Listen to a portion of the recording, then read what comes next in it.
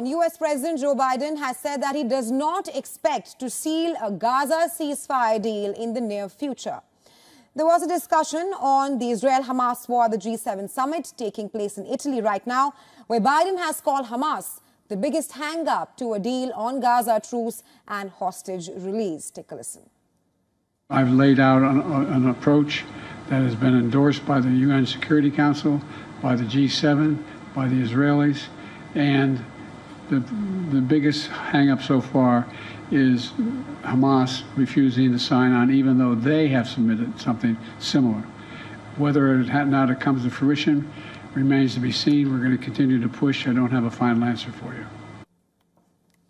Western areas of Rafah came under heavy firing in the last 24 hours. However, U.S. continues to maintain that the IDF operation in Rafah is limited. On the sidelines of the G7 summit, French President Emmanuel Macron said that France, US and Israel are together working on a roadmap to diffuse tension between Hezbollah and Israel. He said US and France will do the same with the Lebanese authorities.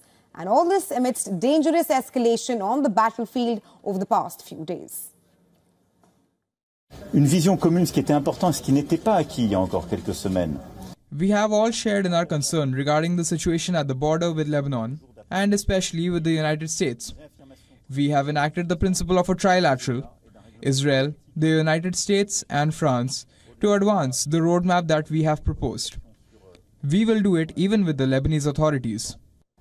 Et en particulier avec les États-Unis d'Amérique, nous avons acté le principe d'une trilatérale. Meanwhile, Houthis say they targeted 3 ships in Red Sea and Arabian Sea on Thursday. 2 cruise missiles launched by Iran-backed Houthi group struck a bulk cargo carrier in the Gulf of Aden. The Ukrainian-owned ship reported damage and subsequent fire on board. The crew continues to fight the fire. And one civilian mariner was severely injured in the incident and then was evacuated by the American forces.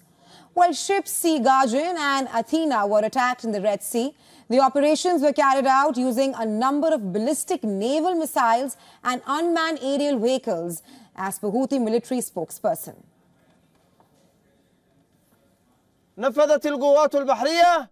The naval forces, the missile forces and the unmanned aerial forces of the Yemeni armed forces, with the help of the Almighty Allah, carried out 3 military operations in the past 24 hours. In the last 24 hours, Hezbollah terror group fired at least 100 rockets, 30 drones at Israel in a single coordinated strike. This was the group's largest attack on Israel. Hezbollah said in a statement that it had targeted military sites in the attacks. This was in response to an Israeli airstrike on Lebanon's Janata area, and at least 7 people lost their lives in that attack.